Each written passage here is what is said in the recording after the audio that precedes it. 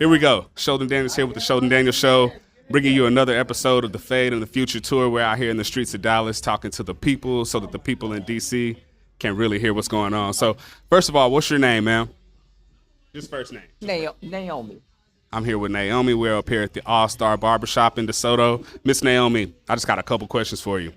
First one is, where are you from originally? Washington, D.C. Okay, so you know firsthand what all that big government type stuff is like up close, right? Yes. Your opinions on the government being shut down right now, is it good or bad? Pretty bad to me. It's bad. People losing jobs, people having to work without getting paid and all that stuff. It's terrible, right? So do you think it's important that the people in D.C. do whatever it is that they can do to reopen the government? Of course. Yeah. Is there any excuse that you would accept from those people for keeping it shut down at this point? That's a good question. Don't know right offhand, but that's a good question. Something to think about, right? Yeah. Okay, last question. If you were in Congress right now, right, what would you be working on to try to fix what's going on in our country? Everything. What's the most important issue? Jobs, transportation, gas, food, everything. I totally agree. Jobs, to me, that sounds like we need to invest more in small businesses because small businesses create the most jobs, right? Would you agree? Okay, so we're here with another one of our neighbors in the community. I'm going to allow her to introduce herself. Hi, my name's Aja. The name of the business is Aja. My name's Yaba Hawkins. And where can people find your salon? Oh, sometime in Google or Walk-ins. And what's the address here? The address is 201 East Beltline in DeSoto 75115. Okay, now with everything that's going on in America right now, what do you think is the most important issue that people should be trying to talk about? Oh, it's kind of hard to say something, but right now it's very hard. The business is hard. The government shut down. The business is very slow. Very, very, very, very slow. As a business owner, what do you think your government could do to empower you, to give you more resources to be able to hire more people and to market your company more far and wide? Yes. Give us some money to try to, market the business, to try to, make some money. But right now, it's hard. We can pay the rent, the people, we don't have people to work for us and, try to come down, let people come, like the immigrant and stuff like that, right. Just leave them alone for them to come to the United States to try to work for us because we don't have a people and we don't have no customers. Here's my thing. I'm running for office. I found out that we send billions of dollars overseas for ridiculous programs. Meanwhile, business owners in America like you need help. You get zero help. Zero help. I would rather not send money way over there and give people like you grants and support so that you can expand your business. We need it. Okay? Look at the business. Right now, it's nobody here. It's very slow. The customers, give a job to people, stop to shut the government down, for the customer to come for us to make some money. Right now, it's very, very, very, very slow. Do you think that the government needs to do whatever they can do to reopen the government so that people can get back to normal life? Yes. There is no excuse for them at this point. No excuse. All right. Thank y'all for tuning in to another segment of the Sholdon Daniels Show. I'm here with my beautiful friend, Tanise. Now, she's just out going about her day. We don't know each other. I just stopped her on the sidewalk. But she was so gracious to let me ask her a simple question. Now, here's my question for you. Okay. Netflix has recently been under fire because they've been putting a lot of adult content in the children's cartoons, things like characters that are transsexual, gay, for little kids, 3-4 years old. How do you feel about that? I'm completely against it. My kids, we don't watch kids YouTube. We don't use those platforms just because they're completely inappropriate for kids. Okay. Now, if you had someone like an elected official, right, would you want them to support that type of content or to do everything they could to protect kids from that type of content? I want to be loud and clear when I say children do not have sexual preferences. Children do not have sexual preferences. We shouldn't even be talking to We kids about shouldn't be that. Straight talking or about gay or none of that, right? It should not be a conversation for children. Let your children come to you in that puberty time, is maybe just a little before. That's when children have sexual preferences. I'm here with Freeway. Freeway is the man, if you can't tell. All right, so we're not going to take too much of Freeway's time. Mr. Freeway, do you know who your current congressperson is right now? I really don't. I'm not into politics like that because to me, politics and church is an ongoing argument. So, and both of them getting into the situation for the wrong reasons. They're not about the community anymore. They're not about the elders, the senior citizens. Everything is about me, me, me, me, me. And that's a lot what's wrong with our community. We're not putting the people first, like we used to when we were coming up with Big Mama, Big Daddy, the little smaller churches gave. Now the churches are taking more than they're giving, and that's a problem.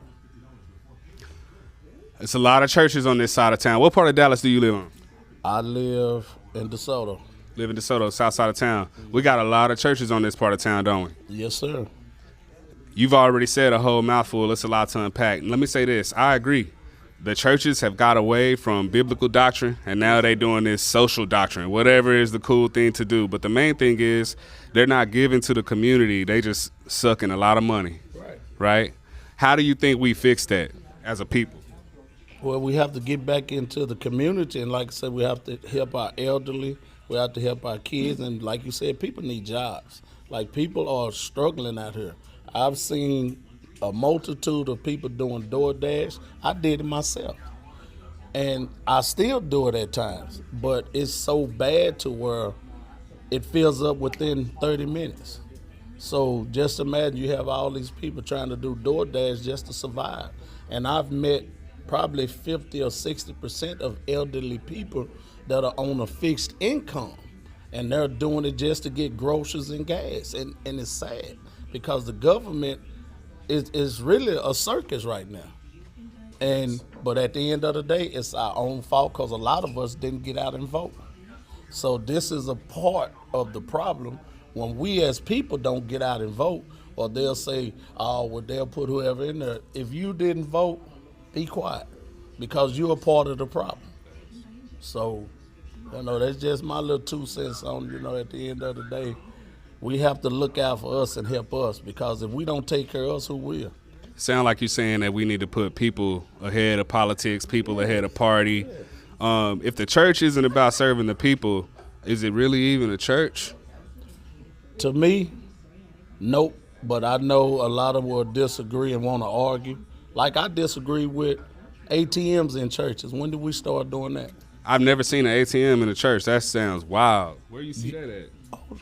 You in the right? You talking about the mega churches with the big fish tanks and all of that? Yes, sir. I You got to understand. be in a certain income to sit in a certain part of the church. What happened to me and Joe Blow sitting on the front row? Why I got to make 6 figures before I can sit on the front row? Let me ask you this. You sound like you kind of, really what's going on out here. Now, this is a sensitive subject. A lot of people come over here illegally. I believe, everybody deserves an opportunity, but you got to look out for the people that's already here, born here, especially our people. We help build this country. This country owes our community some stuff. How do you feel when you talk about door dashing and all that? I know statistically a lot of illegal immigrants come over here and they take them jobs. So people like us, our teenagers who need the first job at the McDonald's or whatever, they're competing against a 40-year-old illegal immigrant, and now they don't get that opportunity to get that first job. What do you think about that? Well, it's a cause and effect, because if those guys are coming way over here for an opportunity, our people are lazy. See, those jobs that foreigners are coming over here taking, some of us won't even do. So it's a catch-22 to the situation. So I don't knock it, but long as they over doing right and helping their family, we can learn from them as well as they can learn from us. Especially how to build, because they come over here and build, they get their family, yeah. But what do you think about having to compete, though? How, if you're a teenager, you shouldn't expect to come out in your first job, you get rich, but you should expect to come out and learn the value of hard work, right? Jobs should pay more, but if you got a bunch of people coming over here willing to work for pennies, that's going to keep the wages suppressed. Yes, it is. What do you think about that? But you also have to understand this generation here don't care about working. They don't care. Some of them don't even care about their life. Yet alone you talking about working. So again, it's that negative catch-22, something that we have to address. And then a lot of us older folks won't even speak to a youngster if we see him sagging or doing something wrong. Or I speak to them all the time because I treat them like young men. Hey man, put your pants up. Because at the end of the day, it's about our approach. And passing on the values. And sometimes that's all they want you to do is say something, but we have to learn their lingo. Just like my little football kids say, Coach, you be lost in the sauce. Are you a coach? Yeah, I coach Little League football. Been doing it 30 years. Talk about that, man. Let the people know about the work you do in the community. Well, I do that for the simple fact because somebody did it for me. Like I said, I played ball, D1 level, all that. But at the end of my career, I had to get involved because I saw a lot of young men out in the streets that I didn't like what I was seeing. So I made an example to be a leader. Yes, sir.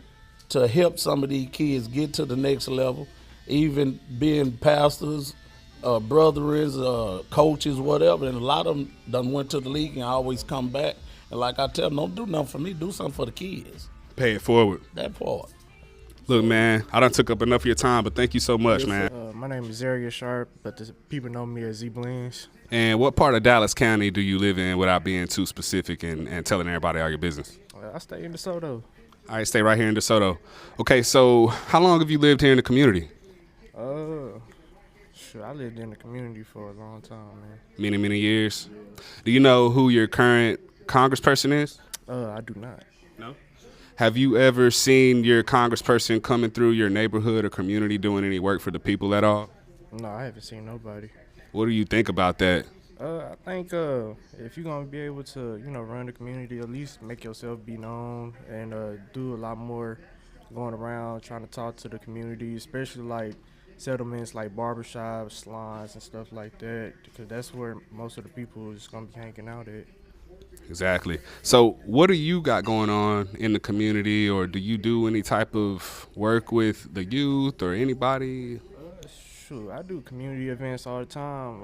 We do back to school events, free haircuts for the kids. Sometimes we do like food drives, like bring canned goods to get discounts off your haircuts. We do a lot for the city.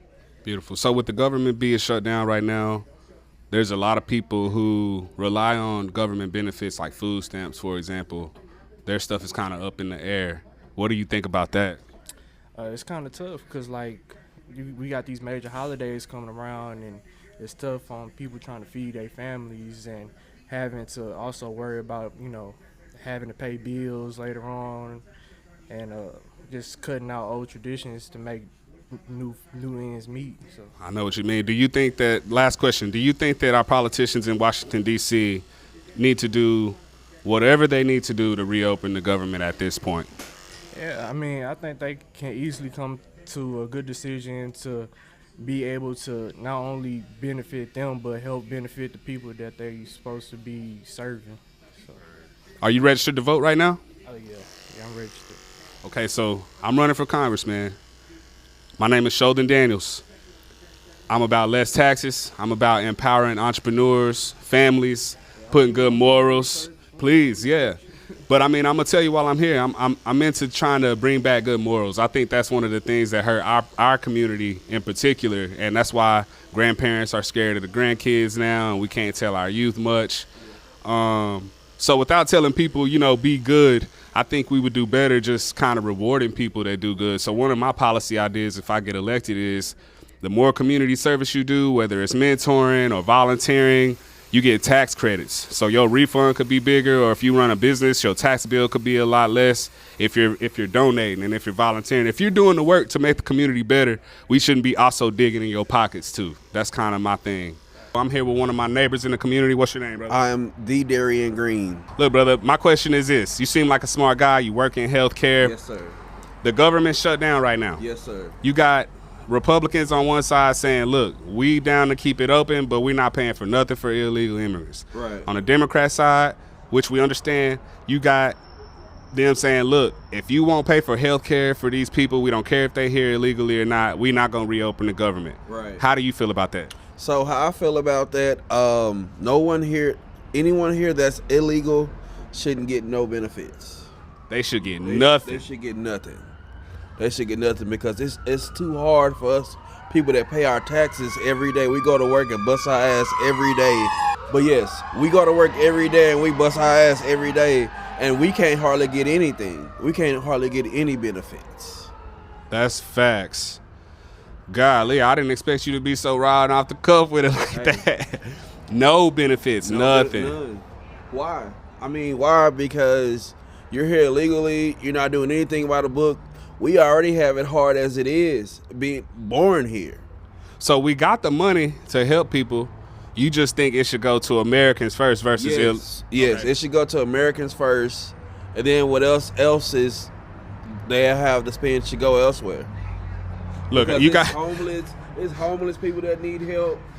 I mean, it's little kids that need help. I mean, Americans, it's veterans, Americans, veterans, mentally ill ill. All of those people need help. And why are we sending money elsewhere to get work done cheaper? for sure. Just to get work done cheaper. For sure. My thing is this. I want to be straight up with you, man. I'm running for office. Okay. And I agree with you 100%. Okay. And, you know, in our community, we're so tied to one way of thinking. We only got people on one side of the spectrum. I think Right. we need people on both sides. We can win. It doesn't matter who's in power. Right. That's what I think. Okay. But I agree with you. I feel like if anybody in this country deserves a boost, a trampoline, a lift, it's the people who helped build this place. The people. Exactly. Right. And so with that being said, are you registed to vote? I am. Okay.